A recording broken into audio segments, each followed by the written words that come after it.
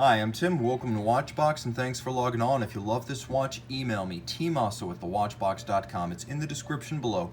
Your purchase and pricing email question line for buying this or any watch you see here on our channel, our website, or our social media. Reach out to me directly, tmosso@thewatchbox.com. Today, we're discussing a 40mm stainless steel Laurent Ferrier Galet Montre Ecole Regulateur, a timepiece launched in 2017 that features a regulator dial in the school watch case inspired by watchmaker Laurent Ferrier's first school-produced functional watch. Now, the timepiece you see here, of course, prevents you from paying the precious metal premium that is often endemic to the independent horology scene. So you're getting steel right here and the watchmaking with no need to buy white, gold, or platinum. Let's talk about the sizing of it. 11.2 millimeters thick. It's not thick, it's thin. 46.8 millimeters lug to lug. It's reasonably constrained across the wrist, and 19 millimeters between the lugs. A little bit of a vintage spacing that gives the watch a vintage proportion on the wrist.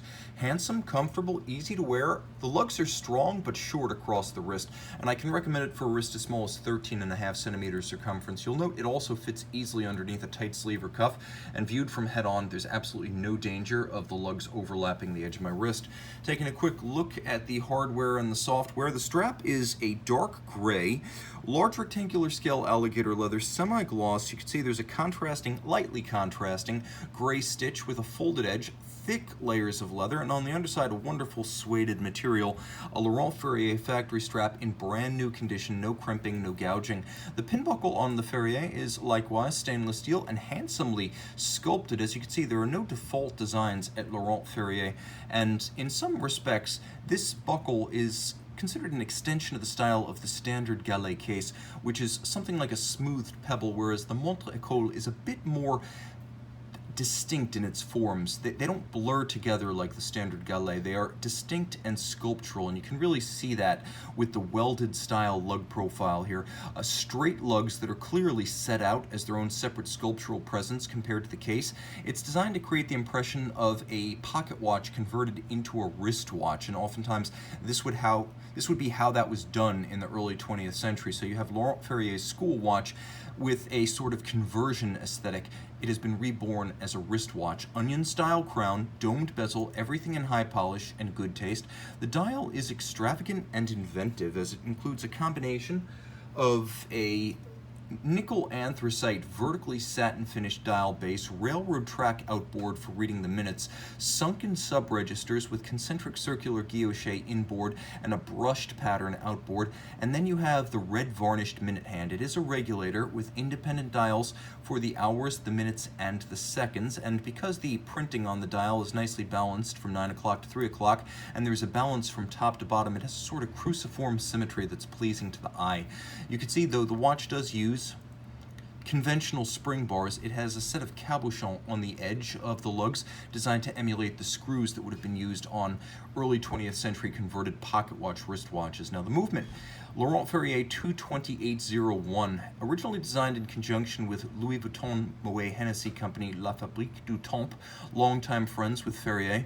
The movement, of course, is finished to a standard that surpasses even most but the best independent houses. This is as good as it gets, realistically. The timepiece, automatic winding with a jeweled staff and a ratchet system for its 22-karat guilloche cut winding mass. It is a completely silent winder. You've got the 3-day power reserve pivoting on 35 joules, 6-position adjustment, not the chronometer standard of 5. They go above and beyond that.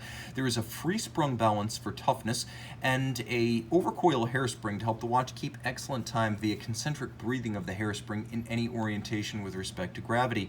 There is a double direct impulse escapement, twin nickel phosphorus wheels, directly impulsing the balance, each wheel only impulsing the balance in its direction of travel. So it minimizes friction, which improves chronometry and extends the power reserve. So there is no conventional Swiss lever here, and the system is inspired by Breguet's natural escapement of 1802. It beats away at 21,600 vibrations per hour, and about that finishing, look at the black polish on the half bridge for the balance, as well as the bridge for the winding mass. All of the screw heads are black polished with chamfered slots and chamfered circumference. Why do I mention black polish? Because you can see the metal turns black at any but its one reflective angle. So it is known as poly-noir. It is extremely taxing to achieve that effect.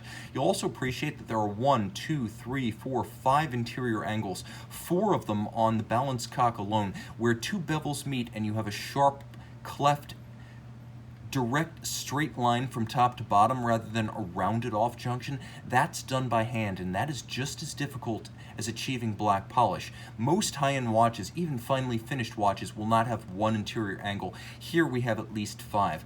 You'll also like the fact that the beveling, the anglage on the edge of every bridge, is a mile wide and can be appreciated in full without a loop. The same level of finish is executed on all the jewel and screw countersinks, and you can see several sizes of engine turning on the base plate, with chamfered spokes and inner circumference for the wheels and satination on the wheels themselves. Laurent Ferrier finish is among the very best in the business, and in my estimation superior to the currently fashionable FP Journe, as simply more manual finish to a higher degree is rendered on this watch. 30 meters water resistant, so it's not perfect, can't do everything, but darn versatile and handsome in stainless steel and a regulator dial. Email tmosso@thewatchbox.com for purchase and pricing details.